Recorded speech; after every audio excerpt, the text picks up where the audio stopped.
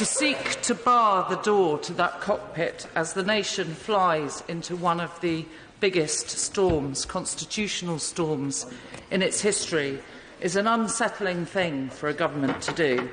It may not be illegal or unconstitutional, but it's not how a strong government would conduct itself, nor a responsible one.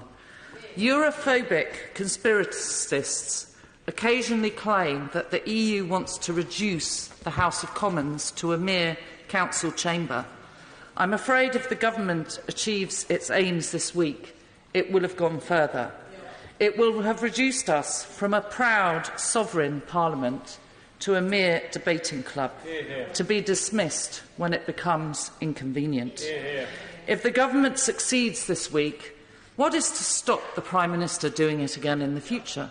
What is to stop the Leader of the Opposition, should he come to power? And I hope that never comes to pass.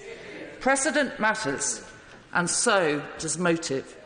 The government's claim that this is to enable it to put forward new domestic legislation is clearly nonsense, a fig leaf to hide its attempt to evade accountability. This House has stood as the defender of our liberties for centuries. The historian Robert Saunders put it best. The UK government shines with a borrowed light, a light that comes solely from the consent of our elected representatives. Shut that down and our democracy is plunged into darkness. It has indeed been plunged into darkness. We are in darkness. And it's claimed that this prorogation is a normal prorogation. It isn't.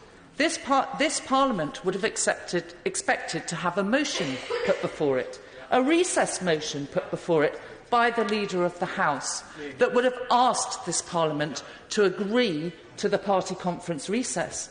That motion has never been put to us. We have never, as Members of Parliament, been asked to agree the parliamentary recess, and it's highly likely that we wouldn't have done, given the scale of the crisis that faces our country at the moment.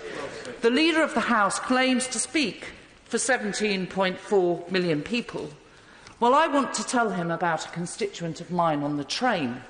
I was on the train going back to my constituency when a constituent approached me and said, "You're my MP."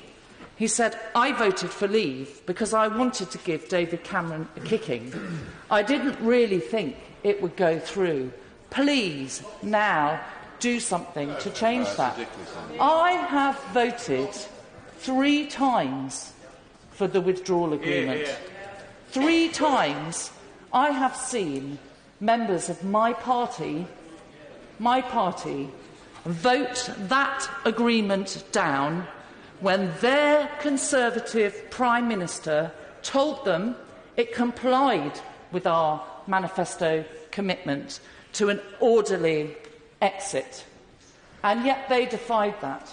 And I have a constituent that has written this evening to me to say that the Leader of the House has rebelled against a Conservative-led government more than 100 times, and he has been rewarded with a place on the front bench.